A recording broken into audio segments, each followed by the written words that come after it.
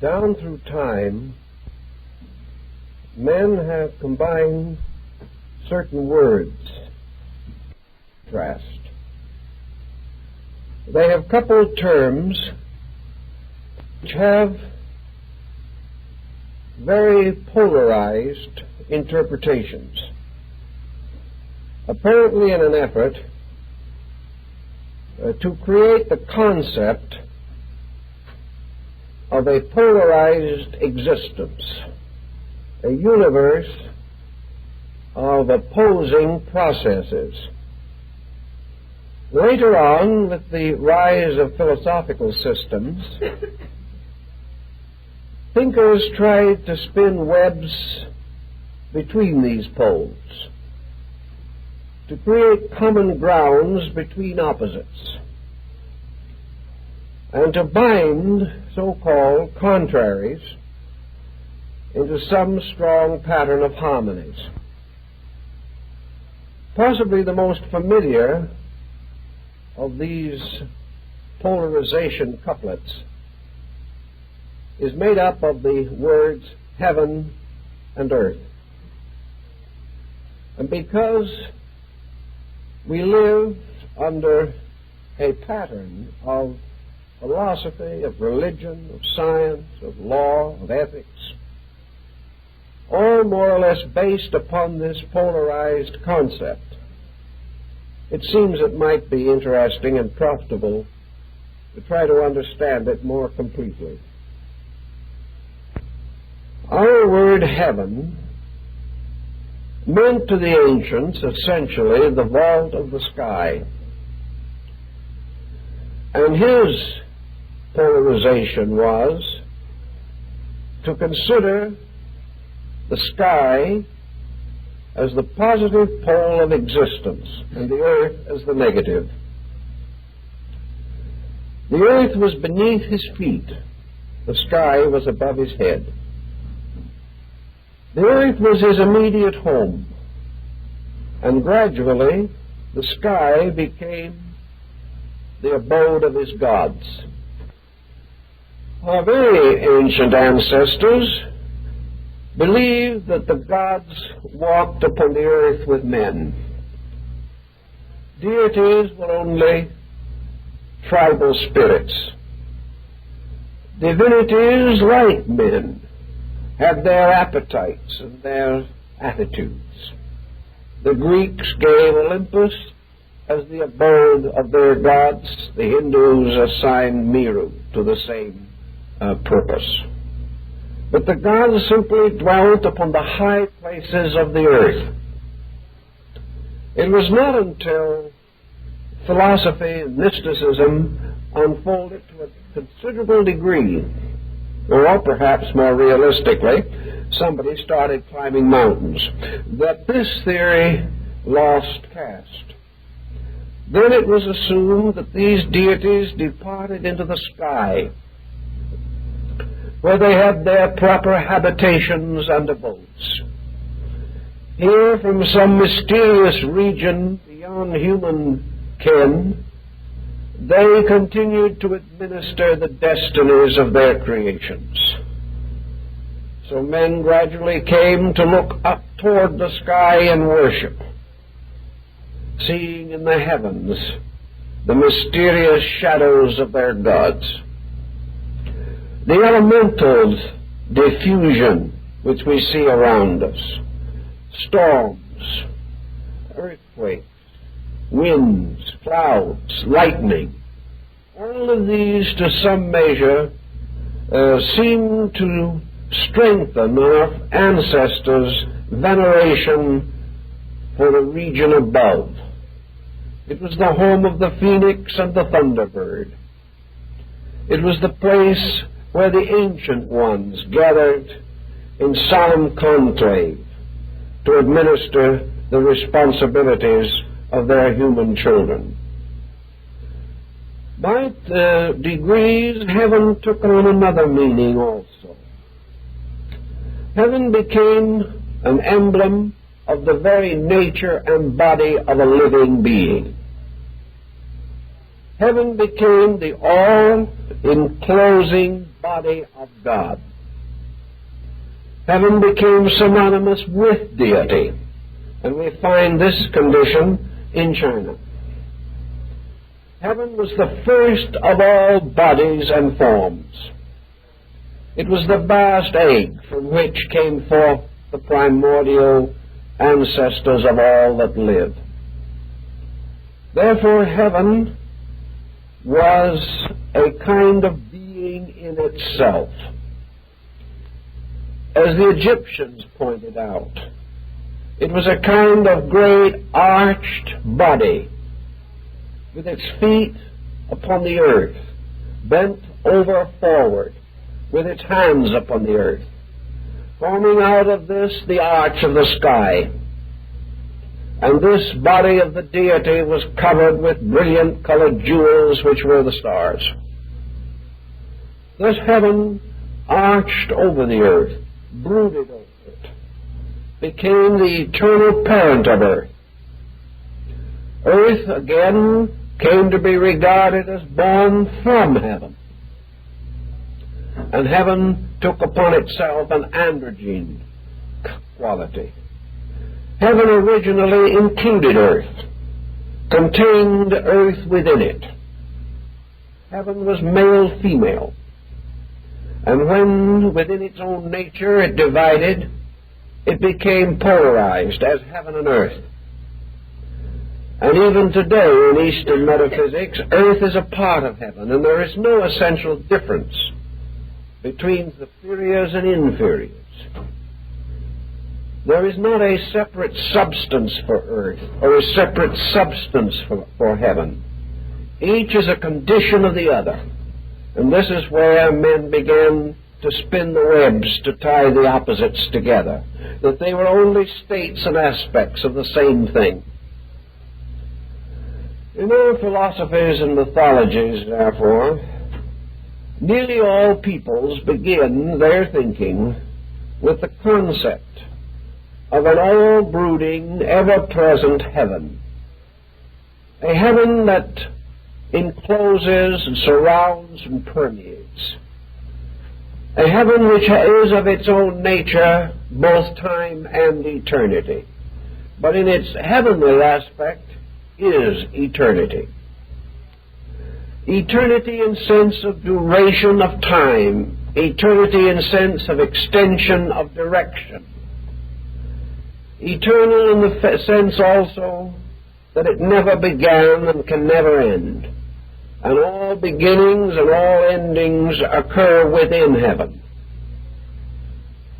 Many of our early forebears tried to struggle with the problem of first cause.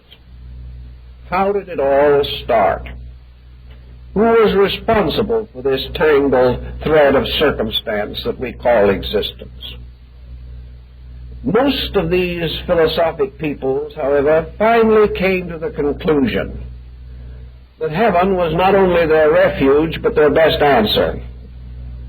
That this eternal quality, the infinite superior, was simply timeless. Plato fell back upon this concept, and so did most of the Eastern philosophers. There was no use questioning heaven. Heaven never answered. If there was any discussion at all, it would be heaven that would do the questioning, not man. Heaven contained locked within it all secrets of existence. Men live not only under the bow of heaven, but under the will of heaven. This will cannot be explained. It can only be accepted. Wisdom, therefore, among the ancient Chinese was essentially man's power to accept heaven. And wisdom as a method of learning was simply the ability of the individual to demonstrate to himself that in all things heaven knows best. Finally accepting this, that the edicts of heaven are beyond the complaints of mortals, that the way of heaven is the only way. The human mind relieved itself of a great many uncertainties and could settle down to the more practical problems of taking care of man's own mundane affairs. So heaven became, in a sense, the symbol not only of life, eternal, but truth, inevitable. Heaven was truth because there was no recourse beyond it. Truth, as we know it, is only a term. It is a term that we have created to signify the fact of a thing, the reality of it, its complete explanation or exposition. That attitude which is without error is said to be truthful. Truth as isolated from heaven, man could never hope to grasp. But man, accepting heaven, accepted it as truth, creating within himself the attitude that no matter how you look at anything, you cannot escape from the will of heaven. Therefore, under all conditions, the will of heaven has to be the measuring stick. Beyond it, we cannot go. Against it, we cannot strive successfully. Heaven, therefore, also became the proper emblem of regulation. The Egyptians saw in the orderly progression of these planets and the stars and the seasons a perfect rulership, a revelation of the immutability of natural law. Men today can see far more when they turn their attention to heaven than the ancient Egyptians could. But their increased power to explore heaven has never in any way invalidated the basic Egyptian concept. We can explore further, but we can discover nothing which justifies us in assuming that heaven is an error in anything. Nor can we find any substantial proof that heaven is non-intelligent, that heaven is lifeless, that heaven is only the vast dial of a machine. This we cannot prove. We would like to, not because it would make any particular difference in space, but because it would give a great deal of exhilaration to our own egos. We resent even the rulership of heaven. We resent the fact that we cannot control the sky and the stars. Heaven, however, as the Chinese pointed out, is not particularly concerned with that. Heaven continues on its way, fulfilling itself, being itself, sustaining itself forever. It is man who must adjust, must bring heaven finally into his own heart and soul as something to be accepted. Because heaven was the superior part of creation, man gradually came to liken it to the concept of spirit. Man recognized a certain division within himself of an invisible and a visible nature. His visible nature seemed to associate with the earth. It was composed of the same general substances as the elements that make up earth. But man sensed within himself something that was not earth, something that was invisible, something that he could not examine, could not explore. This something bestowed life upon him, but he could never interrogate it. He could never demand that it reveal its secret. All man could do was accept life, accept the gift of existence, of consciousness, of animation, and then proceed to use these benefits according to his own insight. Because man sensed spirit or life to be the greater part of himself, he associated it gradually, by the law of analogy, with heaven. Heaven became the symbol of spirit, earth of matter. Heaven became the symbol, therefore, of eternal life, earth of eternal death. Not because the earth was dead, but simply by contrast, by relativity, by interpretation. It seemed to be the negative pole of the great life polarities. If heaven corresponded to spirit, it was therefore the mysterious source of the life of all things. And many ancient peoples were quite convinced that the one life of the heavens or of the universe animated all creatures, and therefore that in life they are one, but in body and form they are divided. The Chinese, thinking of this problem, realized that in the course of time, man and other factors of existence seem to lock in an endless conflict with life itself. Man declares war against heaven. Nature seems to impede the ways of heaven, even as body, in one way or another, inhibits consciousness.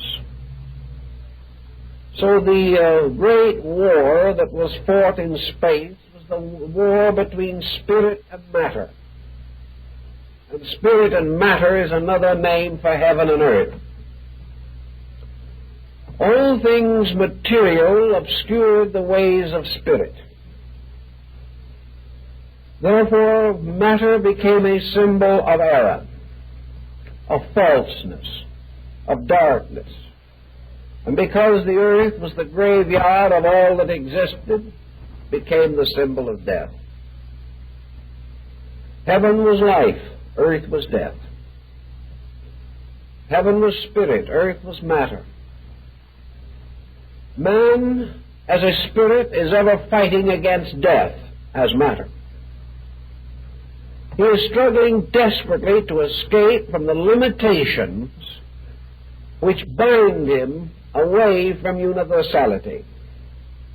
Man wants to be everything, everywhere, always. Matter tells him that he can be something, somewhere, for a little while. And that is an aggravating restriction upon freedom of expression. So man rebels against this also, and eternally. Atheism is a rebellion against this. All forms of unbelief, all turning away from the ancient paths of things, these do not bear witness to the failure of heaven, but to the impatience of man. Man, striving through the ages, found that he could not storm the gates of heaven. He found that he could not conquer this mysterious invisible in which he existed. Consequently, he changed his tactics slightly at least, and sought in some way to create friendship with that over which he could not achieve victory. Systems of learning were brought into manifestation. Religions were fashioned in order to bring man into an harmonious relation with the great opposing power, heaven itself. Now, in what way did heaven oppose man? Actually, it did not. Heaven never opposed anything. But the opposition that man sensed was the silence of heaven. This silence was like a wall. And the fact that heaven did not reveal itself was this unkind act that man resented. Man, questioning heaven, received no answer, and therefore he regarded heaven as an enemy. It never occurred to him that his own questions were improper. So heaven became, in a sense, this unknown which had to be conquered. Heaven was the unknown. Earth was the known. The earth could be conquered, theoretically at least. But men conquering the earth were conquered by heaven. For heaven had ordained life and death, and from these no man could escape. Philosophy and religion sought to bring man into a more benevolent relationship with heaven. Religion placed God in heaven as a personification of eternity, as a symbol of the all-creating, the all-pervading power at the source of life. God could be figured or symboled in a variety of ways, but always the being that dwelt in heaven was the personification of the inevitable will of heaven. Men, by obeying heaven, therefore, could escape from the miseries and sorrows which arose from rebellion. The ancient legends mostly include some outstanding example of rebellion, as in the case of Lucifer, who was cast down from heaven for rebelling against the inevitable power. Man was warned of the danger of rebellion. Now, this went along fairly well until another element was introduced. After men had created the concept of a Father in heaven, they then tried desperately to interpret the will of that Father. They wanted to, in some way, create a code which would be the code of heaven. And they did create great moral codes and great ethical systems. And whereas in some instances the philosophic ones remain comparatively simple and morally consistent, many of the theological ones went too far. They not only established God, but they tried to do God's thinking for him, and this was a mistake. This mistake divided the faiths of men into more than 72 different basic interpretations of deity. These interpretations of deity were never accepted or regarded as interpretations. Religion developed a peculiar instrument called revelation, by means of which it assumed and affirmed that it was capable of possessing an inward knowledge of the realities of existence, and that religion could stand as the representative of deity. In this case, we began to have war in heaven. We found that different peoples began to overlook heaven itself as the great unity. And instead of basing their religions upon this vast unity, they began to break it up. Now, heaven cannot be broken up. The only thing that man can do is to break up his own thinking against it. It is like some vast rock, and everything that strikes it like an ocean wave is broken by the rock. So man broke up his own beliefs, but heaven remained unchanged. Man created sectarianism, which was not justified by the example of heaven. Interpretation was justified. for men must interpret the eternal in terms of their own needs. But dogmatic, despotic sectarianism was not justified, for no man, because of his interpretation, had a right to criticize or condemn the interpretation of another man. Heaven was great enough to include all interpretation. And the only way we could truly honor deity would be to suspect, at least, that deity was the sum of the dreams and convictions of all living things, and that deity was vast enough, complete enough to receive veneration in any conceivable form, without this veneration being misguided or in any way objectionable. So in breaking up man's religious instinct, we began to lose the sense of the integrity of heaven. We began to have individuals in two armies drawn up for battle, each asking the help of heaven and each expecting to receive it. We had heaven called upon to afflict our neighbor, to destroy our enemy. And little by little, heaven descended into a despotism by interpretation, just as so often good governments among men are corrupted by selfishness. As a result of this situation, the personifications which men fashioned took precedence over the principles upon which they were based. The great principle was heaven. But man has never fashioned a deity as universal as the original concept. Perhaps we are coming a little nearer to this hoped-for state today, because as we explore further into the scientific mysteries of life, the more we are forced to recognize the universality of universal processes. We are forced to recognize that this universe was not the product of, shall we say, sectarian creation.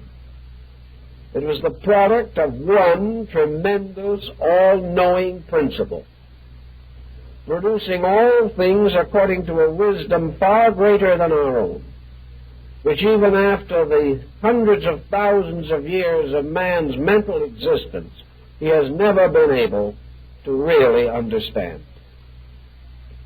So heaven, to the wise, to the mystic, to the philosopher, to the non-sectarian thinker, remains as it always was, the complete symbol of the complete universal process, the symbol of heaven and earth undivided, the symbol of the total unities of existence. Now, actually, earth, as we think of it today, and refer to it sometimes in the old books as the footstool of the Almighty, the earth is really not the thing that is supporting us under our feet. The ancients were fully aware of the fact that if you went far enough down, you were going to get back into space again. That this earth is simply suspended within the vast structure of space itself. There is just as much space under our feet as there is over our heads. There is also space extending around us and space within us. We are like bubbles floating in space. And this little planet simply is a convenient place to rest our feet for a moment in our journey through time and space. Earth, consequently, represents a condition. Earth is something that arose in space along with countless other manifesting worlds. Space produces out of itself innumerable living things that are time-controlled and place-ridden. Thus it would seem that heaven is always creating earth. Heaven is always causing a condition, the exact opposite of itself, to appear within itself. For as surely as heaven is eternal, earth is temporal. As surely as heaven is the most alive of all things, earth is the least alive, as far as we can understand these matters. As surely as heaven is everywhere, earth is in one place only. As surely as heaven will go on forever, so surely earth will perish. The great question as to why earth was fashioned out of space will probably not be answered for a long time. Again, we come back to the inevitable acceptances. The creation of earth, or earths, or worlds, is an expression of the will of heaven. Beyond this will we cannot go. But we have one point that is always a little bit helpful. Earth produces the necessary elements for the individualization of life.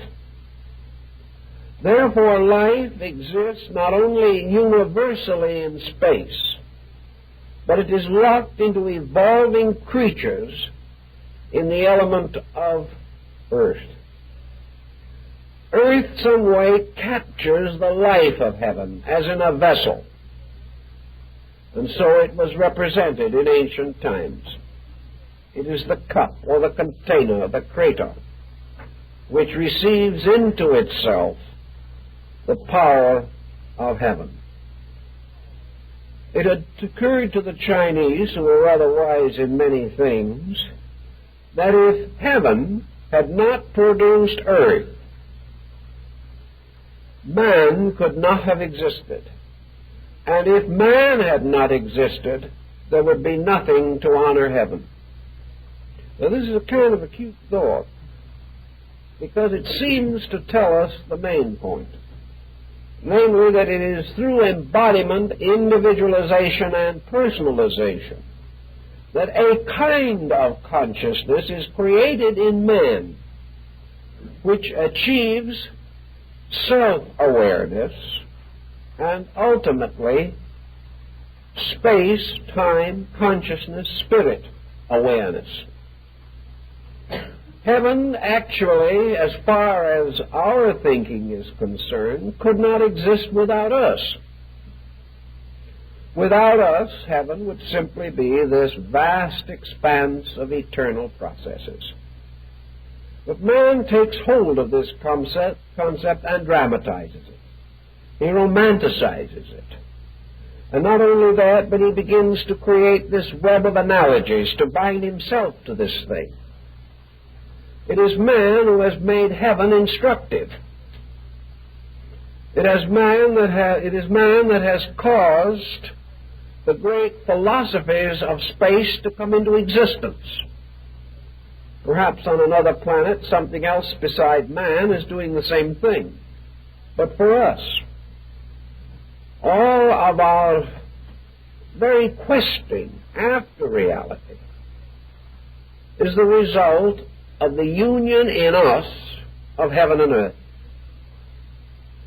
The result of the mingling or marriage of the sun and moon, as the alchemists call it.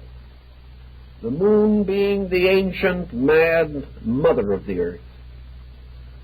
And as the sun represents the great light, and the moon the reflected light, we find in man the sun represents spirit, the body itself, the earth, represents body, and the moon represents soul. And the ancient soul represented the psyche. And, of course, we all know that when the soul gets sick, we call it lunacy. We're deriving it from the sickness of the moon, or the sickness of the soul. In the development, therefore, of man, we can go back to the Chinese concept of ancestor worship. In China, the primordial ancestor of all that exists is heaven. All things exist only as the children of heaven. Shang-Ti, imperial heaven, is therefore the complete, eternal, and inevitable sovereign. All China, which is the Middle Empire, which means the place of the reasonable, is descended from imperial heaven.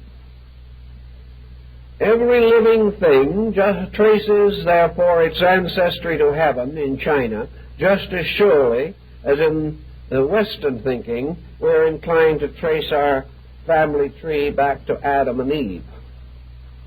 We trace ours back to the earth. They trace theirs back to the sky.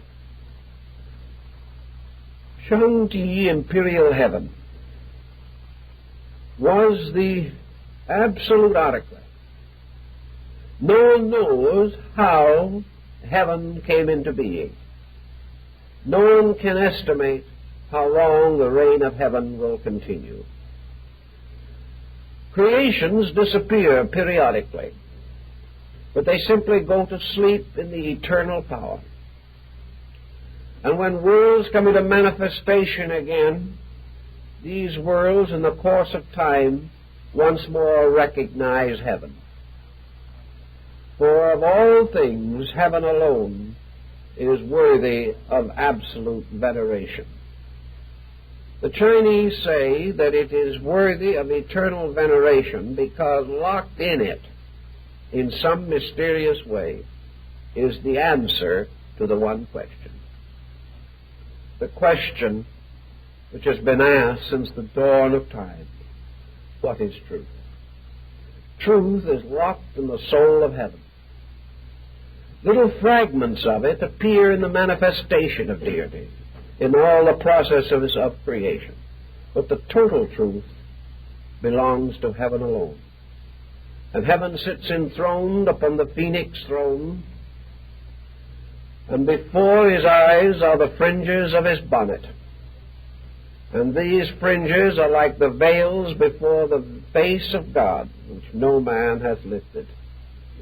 The truth is forever veiled.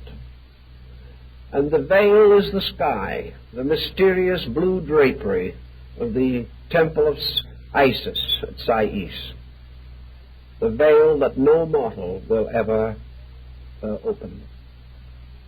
So that Shang-Ti is the ancestor. All of the mortal emperors, beginning with Fu He, are descended from imperial heaven. Imperial heaven sent its son to become its regent over men in the Chinese concept. And we have the same essentially in our own religious thinking. And this son of heaven was the first emperor and the beginning of the imperial line. And in China, all of the emperors were the agents of heaven. They were accountable to heaven. And the Chinese empire was a microcosm, or a miniature of heaven. And just as the universe was fashioned from the mingling of 5 elements, so surely China was an empire of 5 provinces. Every element that was present in the universal procedure was captured in the microcosm of the Middle Kingdom. Around the world of China was drawn the line which was the circumference of existence. China recognized no land outside of its own. But within its own area, it was like an alchemical bottle, within which were all the elements and materials of the cosmic processes. China believed this, and believed that it was truly the symbol of heaven. The primary formation of this symbol was therefore the establishment of the man-likeness of heaven. And of course, the primordial man-likeness was the emperor. And the emperor was the celestial Adam. The emperor was the archetype, the anthropos, or the overman, from whom all other forms of mortals were derived. The emperor was the patriarch, the founder of the line, the first of all ancestors on earth, and himself the Son of Heaven. And on the earth, therefore, men became, in a sense, all participants in the power of the emperor. All men have the same appearance of body and member, having 5 extremities, like the 5 provinces of China. Consequently, the human being became another type of microcosm, the little empire. And in man, all of the processes by which heaven sustained earth were reproduced in miniature. To study China was to study man. To study man was to study China. And all of their arts and sciences were built upon this interrelationship. Confucius made a great deal of the magic interplay of heaven and earth. Heaven, the forever bestowing. Earth, the forever receiving. Man, by his very nature, became the ever-receiving, because with all other creatures, he was sustained by the ever-bestowing. Being that which must forever receive into itself, man had the possibility of a variety of receptivities. It was not simply necessary for him to inhale and receive the life of the air, or stand out in the sun and receive the light of heaven on the crown of his head. There was more to it than this. Man had to perfect his own receptivity. This is something we do not understand at all in the West, because we have tried so hard to play heaven that we have forgotten that it is necessary for us to be earth. This does not mean that there is no heaven in us, for it is the heaven in us that permits us to play earth. But man, by his very nature, is not and cannot be complete. Man is a spark, heaven is the flame from which all the sparks came. Man is a part, heaven is all.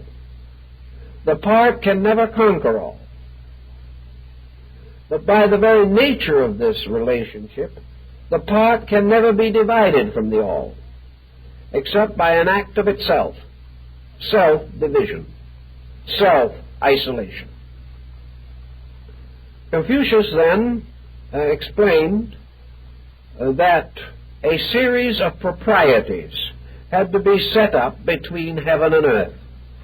And Confucius took the attitude that earth itself was the perfect model of deportment. In other words, all the deportment of men toward heaven was derived from man's investigation, contemplation, and interpretation of the processes of earth. By this, of course, the ancient Chinese used a term for which we now use the word nature. In other words, nature was the handmaiden of heaven. Nature was the perfect responding agent. When the sun shone upon the earth, nature rose to meet the sun. Nature reacted instantly to every mood of heaven, whether it be the motions of stars and their calculations in nativities, or the various cosmic energies thrilling through space.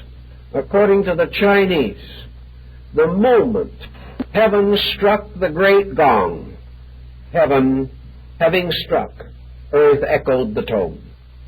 There was never a break. There was never an inconsistency. There was never any resistance or rebellion by earth. Earth simply responded. Earth, as the great mother, was the eternal consort of heaven as the eternal parent. So the union of heaven and earth has always been fruitful, even as the union of spirit and body has always been fruitful. The union of spirit and body produced mind. The union of heaven and earth produced man.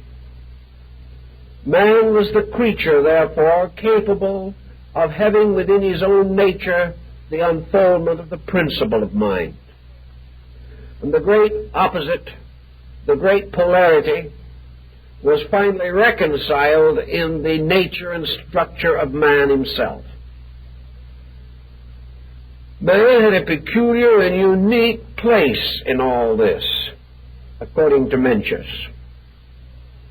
Man did not know all of heaven, but he sensed within himself something of the life of heaven.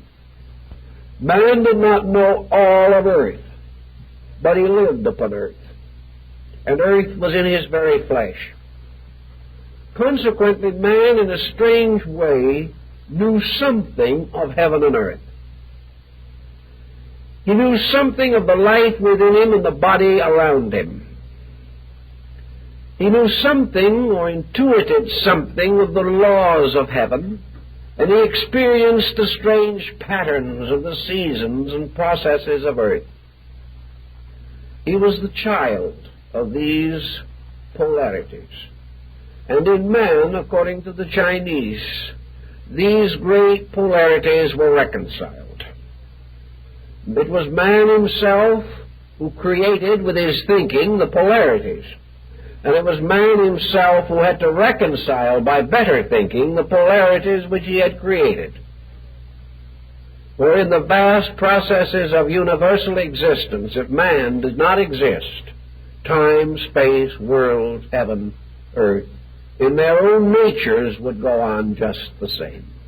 But man created them by interpretation. And the interpretations which he gave them set up psychic processes within himself. And as man cannot fulfill his own destiny, torn between two allegiances, as Goethe so well points out, that there are two souls within our breasts. One to heaven aspires, and the other in the earth suspires. There is always this struggle in us. The struggle toward inertia, which is earth, the struggle toward action or activity, which is heaven. One day inertia wins, another day activity wins. At the present process of living, inertia wins during working hours and activity when we're enjoying ourselves. But in any event, this struggle goes on. A man has to reconcile this struggle in himself. He has to realize, therefore, that there is actually no struggle except his own attitude about it. There has never been a war between heaven and earth, actually. There cannot be. Because heaven and earth are merely the expressions of one power in its infinite manifestation. There has never been a moment when earth rebelled against heaven. Rebellion arises not in earth, but in mind.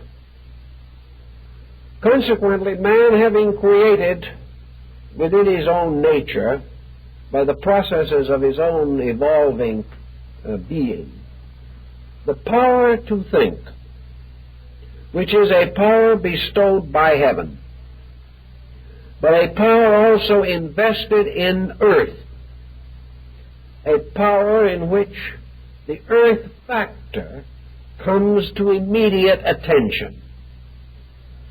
Confucius points out that man, by his sight processes, has two forms of vision.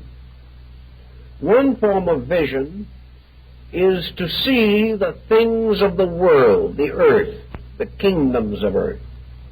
And in seeing these, they are very real and immediate to him. He has another internal kind of vision for the contemplation of heaven. This vision is a sort of meditation process. But what man experiences in this meditation is like a dream. It is something he senses, but it has no tangibilities. Therefore, in his experience with his present sensory balance, as Buddha tells us, he has inevitably given more sense of reality to earth than he has to heaven. He has found the Great Mother more sympathetic than the Eternal Father. He has learned also that by some strange process, he seems to be able to conquer the earth, but he cannot conquer heaven. The earth becomes an instrument for the immediate fulfillment of desires, and heaven the object of an ultimate desire, which man does not understand. In the course of time, materialism thus came into existence, due to the proximity of material things and the remoteness of spiritual things. This was again part of the symbolism of the sun and moon, in which the moon appears to be nearer, appears to be brighter at night at least, because it is nearer, but is only shining with the reflected light of the sun, but this we do not realize. Materiality, consequently, is man accepting the visible part of heaven and rejecting the invisible part. Perhaps not really entirely rejecting it, but utterly confused by it. It is very hard for a person to value something that he cannot see as much as he values something that he can see. It is hard for him to believe that wisdom, which he can hardly calculate, is more advantageous than a good bank account which he can examine every day. Thus, through his sensory perceptions, through his attachment, his desires, his thoughts, his ambitions, he has become more and more bound to earth. And what we call a materialist is simply a person who has found earth easier to understand than heaven, and finds the search for heaven more arduous than seems to be practical. We are in the world aware that certain processes will produce immediate results. When we turn to heaven, we are not so sure. And we have observed too long and too often the misfortunes of righteous men. This means, then, that we have gradually substituted the reflection for the reality. We have accepted earth as something real and heaven as something unreal. Now, the only difficulty with this new acceptance pattern is that it does not operate. As soon as we become earth-bound, and a soul which is focused upon earth is earth-bound, whether alive or dead. Once we have become earth-bound, we begin to sense another point that is interesting. The Chinese were well aware of this, namely that concentrating our attention upon the earth, we make a discovery. In terms of potential, man is greater than earth. Thus man can conquer earth. Man can have dominion over earth, because earth cannot really fight back. Earth is receptive because it is its rule and its law, and it's inevitable to be receptive. Therefore, it must also be receptive of the tyrannies of men. Man discovering that he can mold earth into almost any pattern that he desires, and without any real insight into the rules governing life, the rules of heaven, inevitably gets himself into complex situations, following only his own judgment, which is a confusion of heaven and earth, ill-digested within himself. He permits ambitions, desires, attitudes, and appetites to control his conduct in relation to earth or to nature. He tries in every way that he can to create in nature the fulfillment of his own desire. This seems to him the only thing that he can do. It does not seem very reasonable for him to attempt to build a corporation in space, but he can get some choice land here and go to work. Man, therefore, having made his own decision and choosing to cast his lot with the earth rather than with heaven, by so doing must take on the other negative aspects of earth. He must take on one of the inevitable facts of earth, namely constant mutation. The earth is completely impermanent. It is impermanent not only in the long-range sense, but it is impermanent like the body of man is impermanent. We think of man living 70, 80, 90 years. Actually, there is not a cell in man's body that lives a tenth of that time. Actually, every day we are in a case or a state of mutation. Every day the inner structure of ourselves is changing, and our own death rate is greater than that of the human population of the earth. Everything is impermanent. The very processes of earth have their exhaustions. The wealth of the earth has its exhaustion. We are now worried about population explosion because earth is limited. And we're beginning to think more and more of how we are going to meet the demands of more place in space. The only thing we can think of is to try to mine space for food, to discover, if we can, the vitalities and energies in the air around us, and perhaps chain them to the perpetuation of our physical kind. The only other possibility is to reach out in space for another place and another planet, hoping to find it either unpopulated or unable to defend itself. Then we will find a new opportunity, new frontiers, as we did 100 years ago within the area of our own earth. But earth has its limitations. Man has his limitations. And all these great plans and counterplots that men create all tumble down to nothing. And that to sit on it is the symbol of the ultimate fulfillment of life is a mistake. Because if you do not get off of the cushion, the next man who wants it will have you carried away. You will not remain too long. The Chinese and the Hindus also decided that there was only one way of measuring value in space, and that value has something to do with permanence. Now, permanence in philosophy and in religion is not a little rock balancing forever in eternity in the same spot.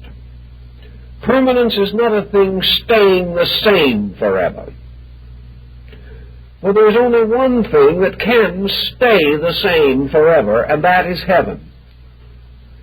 Because there is nothing that heaven is not. And heaven can never be less than itself. So there, heaven cannot change. But all other things do change. And they change in the process of becoming like or unlike heaven. Things that grow become more like heaven by changing. Things that regress become less like heaven by changing. But everything changes. Heaven is eternal, but it is also eternal motion, eternal life, eternal unfoldment, eternal becoming. The greatest permanence, therefore, is the individual being able to enter the systematic condition of forever becoming. This is his greatest possibility of permanence. And this possibility is bound to heaven and not to the earth. Out of the idea, then, of heaven, we now have heaven as origin and heaven as ultimate, and earth as a little place between these two things. Earth is like maturity, suspended between childhood and old age. Earth is like that moment of success, suspended between the struggle to gain and the inevitable circumstance of loss. Earth is the momentary gratification, inevitably leading to pain, to sorrow, to loss, dissatisfaction, and the final necessity to relinquish all that has been achieved. The Chinese, consequently, believed that man must choose. He must choose by his own nature between heaven and earth. He must choose to follow heaven. And in order to follow heaven, he cannot directly imitate heaven. The Emperor of China might be the greatest man on earth, according to Chinese thinking at least, and he might have the most splendid symbols of temporal authority conceivable. But in the great ceremony of the fortunate New Year, the emperor, when he approached his own father, imperial heaven, had to cast off all his raiment of glory and come as a humble being in a plain white robe. In the same way, when the high priest of Israel entered into the Holy of Holies of the tabernacle or the temple, he could not wear his robes of glory. He had to come in a plain white robe as the symbol of humility. Man cannot achieve the state of heaven by copying the glory of the infinite. Man also is subservient to heaven. But there is a little difference between man and earth, because earth is heaven's queen. Earth, in a certain sense, is in eternal partnership with heaven. Heaven ordained earth and gave it its powers, bestowed upon it the authorities which it possesses. And in the union of these two, all fruitfulness came into existence. But man is not exactly a servant. Man is not some kind of a worm crawling on the earth who must forever humiliate himself. Heaven does not want man to debase himself, for in so doing he debases heaven within him. Heaven does not want man to be arrogant, for all arrogance is rebellion against heaven, whether heaven in the eternal or heaven in man himself. The Chinese believed that man was the son of heaven and earth. Therefore, that his relationships to his parents were governed by the infinite proprieties. And the great proprieties which regulated the conduct of China were philosophically and mystically interpreted to be the proper proprieties by which man would adjust himself to the universal pattern to which he belonged. The good book that we know tells us to honor the father and mother. This was the will of heaven also in China. To honor the father, not only the physical parent who is the symbol of heaven, but the eternal parent who is heaven. Man must therefore honor heaven and earth. And in honoring heaven and earth, he is honoring his father and his mother. And according to Chinese psychology, when he honors his father and mother, he honors heaven and earth. For the lesser becomes the symbol of the greater. And the great pattern of analogies cannot be violated anywhere, on any level, without endangering the validity of the entire pattern so far as man's conscious life is concerned. The proprieties, therefore, regulate all of the relationships by means of which man must approach heaven. Confucius was not what we would term a devout man. I think a great many Confucian scholars have missed, however, that under the moral and ethical system of Confucianism, there is actually the shadow of the great Chinese theology.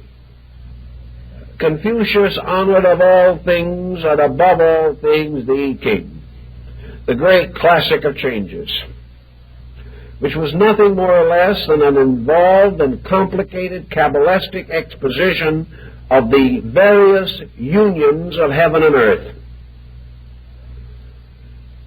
Therefore, in man's relationship with these polarities, these problems that arise, he is represented in the Chinese concept as a youth of filial proprieties and filial devotions, when he takes certain attitudes towards both heaven and earth. In the presence of heaven, he must always be respectful. In the presence of earth, he must always be considerate. In the presence of earth, he must forever consider. For it is through the consideration of earth that man comes to understand nature.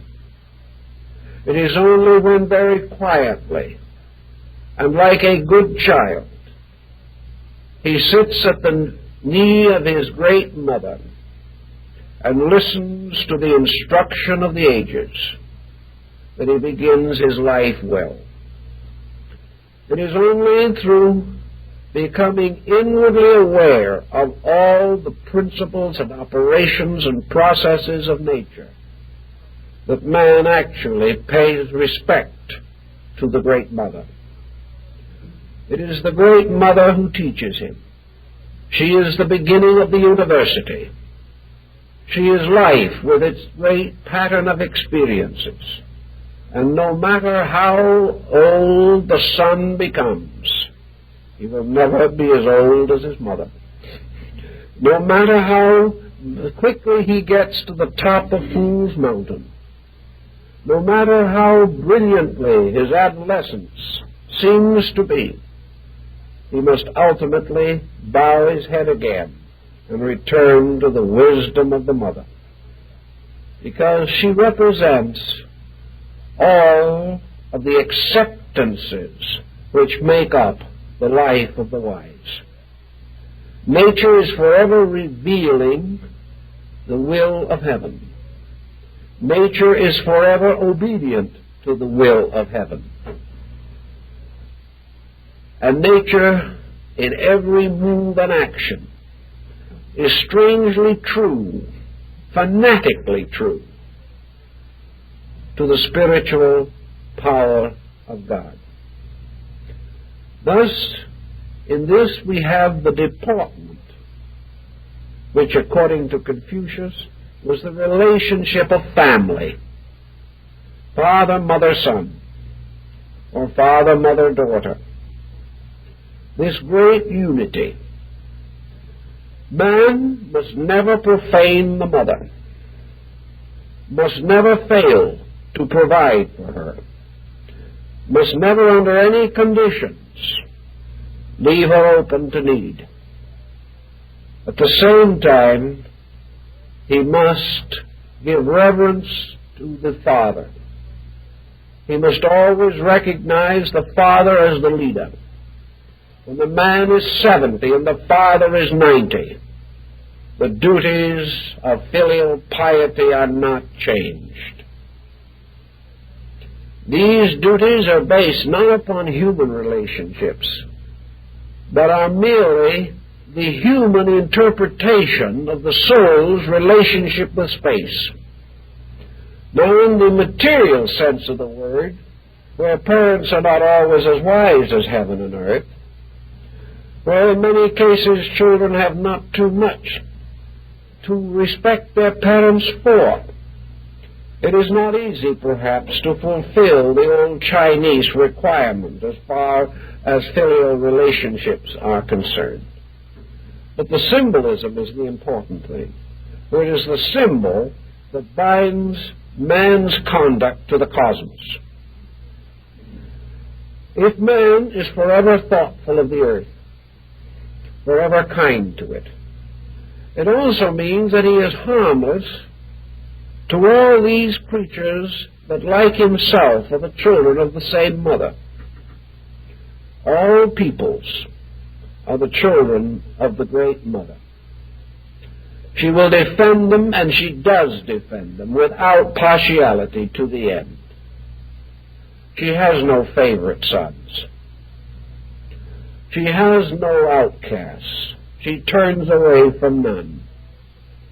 The rain falls upon the just and the unjust. All things in nature are absolutely fair, operating upon a simple merit system. Man must learn this, for when he breaks this rule, as the old Chinese moral quote is, he breaks the heart of his mother. And where he does these things, it is not good for him. The mother of Mencius is one of the immortals of Chinese literature, Chinese history, because she is the one who made the 3 steps to protect her son. These 3 steps were 3 changes of residence in order that the boy might be removed from a place of bad influences or inferior influences, the mother being constantly mindful of the need to protect her son from wrong association. The same thought occurs in the Proprieties. The 3 steps of the Great Mother are very simple. To provide all that lives with the materials of existence. To provide all that lives with means of unfolding character and integrity, and instilling by example into all that lives respect and affection for God. These are the contributions that the mother makes to the life of the child. Now, as the Confucian code turns to heaven, how shall heaven be honored? One is that no man shall ever, under any condition, humiliate his father. He shall never, behind his father's back, criticize him or condemn him. Furthermore, whether his father is right or not, the duties of filial piety require that he be respectful, that he be thoughtful, and though he be many times injured, he must not injure in return. This is no more than the Sermon on the Mount, but it is applied a little differently. Because now it does not apply merely to the earthly father, but to heaven. To the Chinese, the greatest of all filial sins, we might say, would be to deny the Father. To deny that a certain parent is your father is to be cast off utterly into oblivion. To deny the eternal Father is therefore to deprive oneself of a tremendous internal strength, which we are beginning to sense now, although we didn't realize this a few years ago. To honor heaven is to obey heaven. And in the Chinese family, obedience is mandatory. In the cosmos, obedience is also mandatory. For the wise man must obey heaven, must in all things follow in every way that he can the way of heaven. And how shall he attain the knowledge of this way? And that must be, as always, through the example of his parents. The human man receives certain instruction through the example of his parents. All humanity, children of heaven and earth, are also instructed by the examples of heaven and earth. And the Chinese point out that among these examples are absolute justice, absolute law, eternal patience, and continual everlasting forgiveness. These are the way of heaven. Man may err, but heaven is great enough to accept the error of man without condemnation. Man may temporarily wander from home like the prodigal son, but heaven can wait. Heaven can wait until man returns. The individual may regard himself as far wiser than his father, knowing much more than heaven about everything. Heaven again can wait, because man can change and find out the truth, but heaven has nothing to change, so it can simply wait. It can wait because in eternity there is no time. And whether it takes the man a year or 1,000 lives to awaken, either one is but an instant in eternity. So there is no hurry. There is only need for the perfect learning of the lesson. Now, in the same way that there are responsibilities of man to heaven, the family also reveals the responsibilities of heaven and earth to man. There are proprieties for parents also. And these proprieties cannot be violated in their turn. For all parenthood must be copied from the way of heaven. The imperial power of heaven is never impatient, never unjust, never partial, never revengeful. The imperial power of heaven has no favorites. It leaves out none. It condemns nothing. It criticizes nothing. It simply remains itself, and by so doing, ultimately draws all else unto itself. Heaven never has to apologize. Heaven never needs to be angry, for anger is a sign of weakness, and heaven is strong. Heaven never needs to defend itself, for heaven is never aware that it is weak in anything. Therefore, not needing to defend itself, it does not need to talk back, to argue. It does not need to strike down the unjust man with lightning. Nor does it need to take the beliefs of men and condemn them by a voice from the sky. Heaven does not interfere with the foolishness of men, because there is no need to. Heaven can wait. And by waiting, heaven fulfills its greatest duty. For man finally comes to heaven, coming to the presence of his Father in a proper manner, respectfully. Coming also like the prodigal son returning to his father's house, aware of his own shortcomings, and very grateful when light does break that the Father did not force light upon him. This quiet, inevitable control is the way of heaven. Heaven does not take part in elections. Heaven does not interfere with the conspiracies of men, because heaven knows that all conspiracies must lead in time to those experiences which will bring man back to heaven. Everything ends in reality, and heaven, being reality, accepts into itself everything that awakens to truth.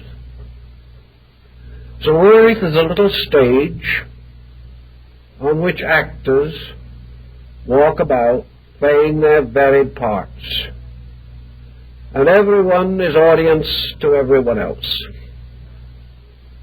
The master of the show is heaven, and all the plays are little miracle productions, little sacred dramas, little fable stories, legends, myths, every one of them relating to the mysteries of heaven and earth.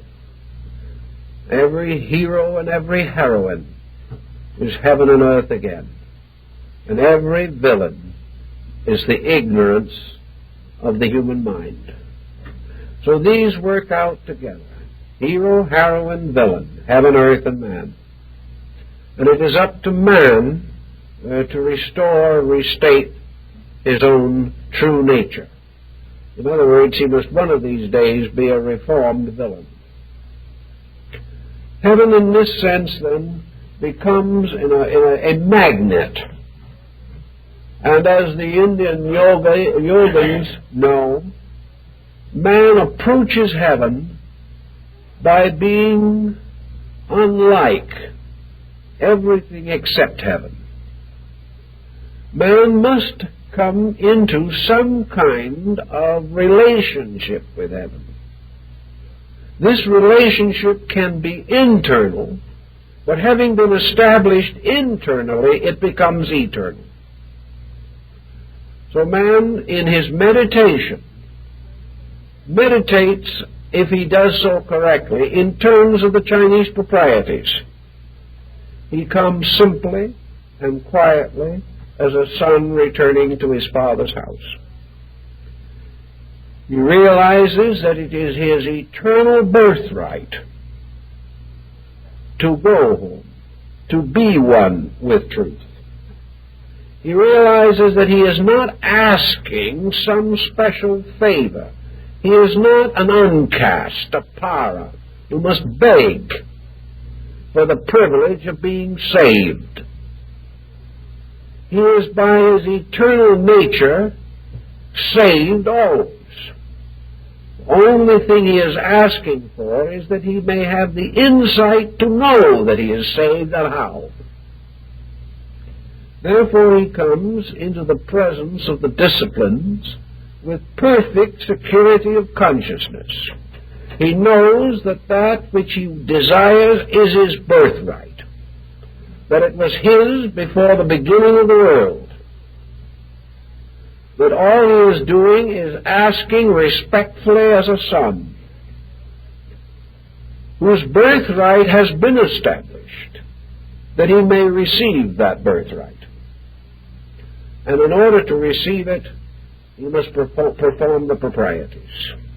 He must reestablish within himself the true relationship between man and heaven, the simple, natural, honorable relationship, a relationship that was probably better experienced by peasants and artisans and agriculturists and shopkeepers than by those who had the higher intellectual attainments.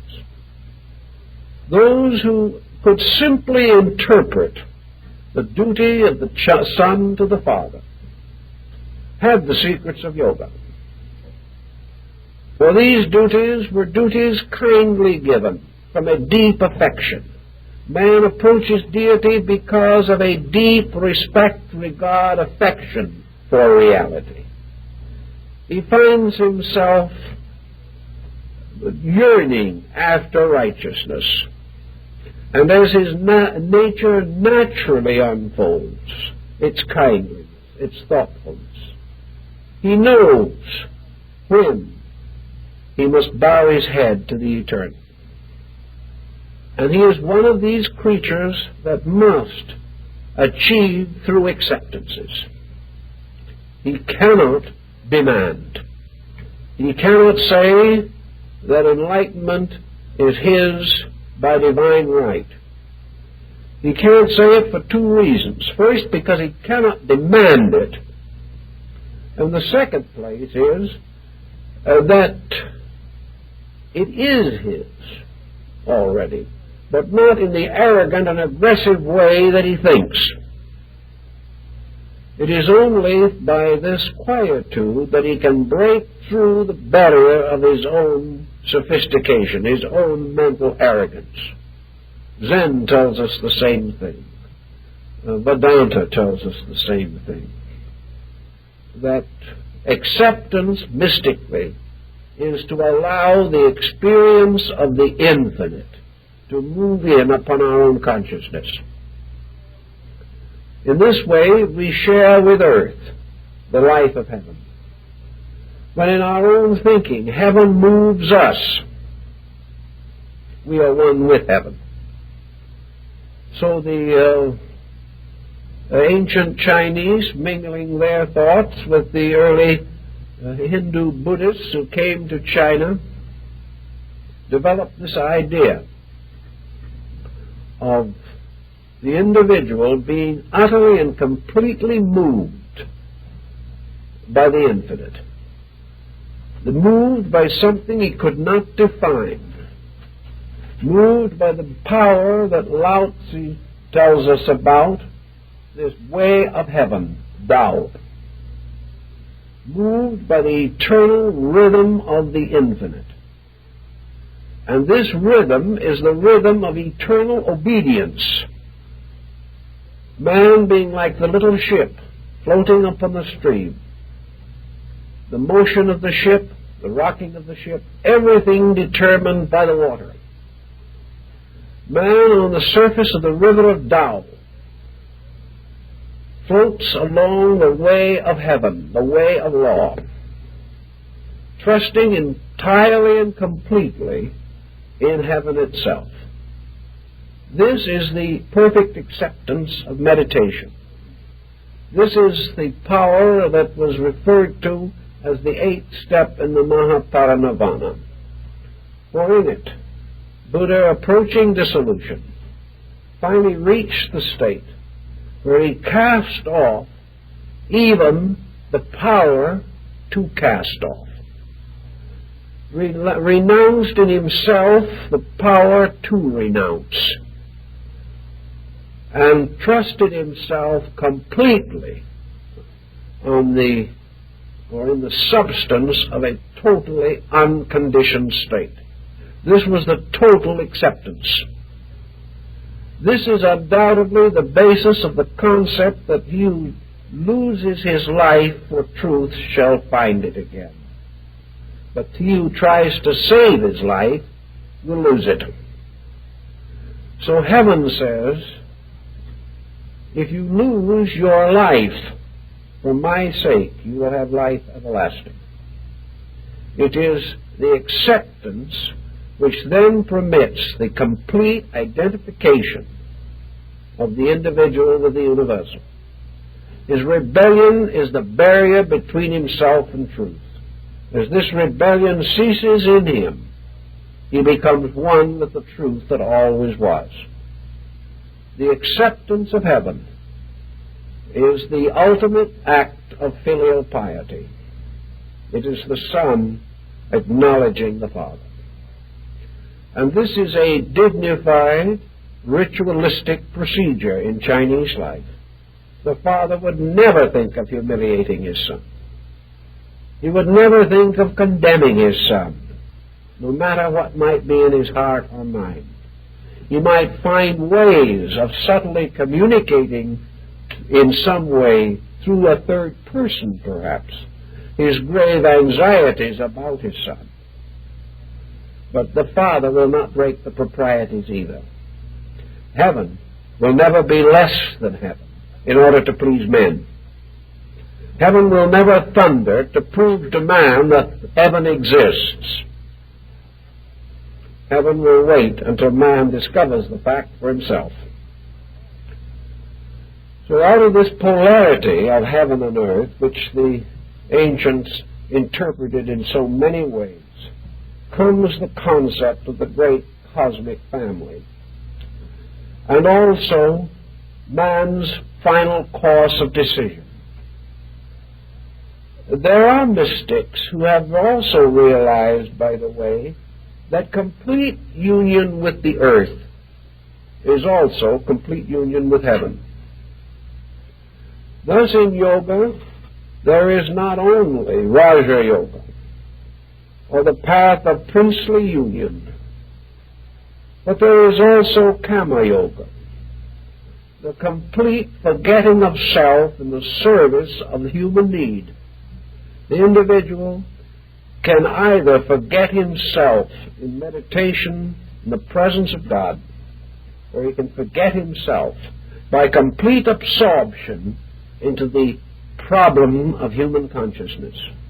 He can achieve it by absolutely losing self in service.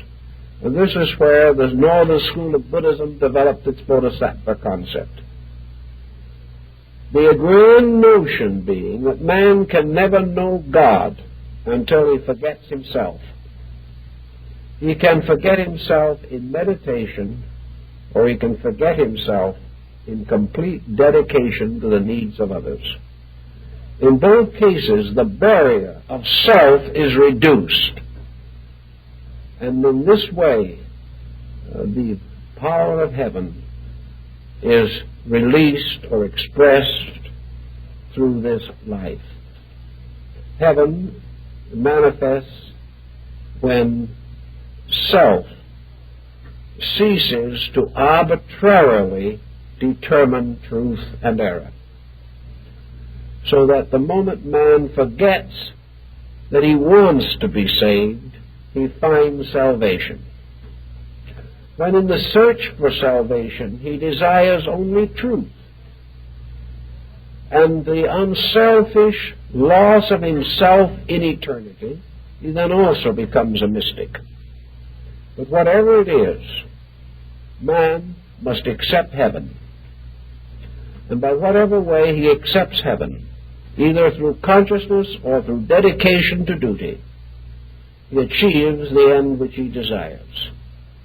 And that is that he achieves in himself the reunion of earth and heaven. For ultimately, the earth as a power must go back to heaven, and all things earthy must return to their heavenly origin. The great deity must finally be reunited completely. And man, in his own achievement, foreshadows this ultimate union, and in so doing probably fulfills most of the latent symbolism in this great polarized concept. Well, time is up, so I think we'll have to stop for this evening.